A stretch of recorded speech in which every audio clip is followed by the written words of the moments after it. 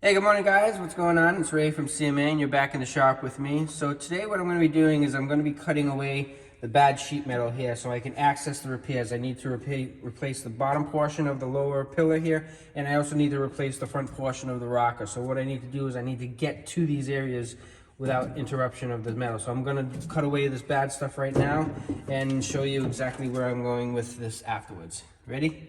Here we go.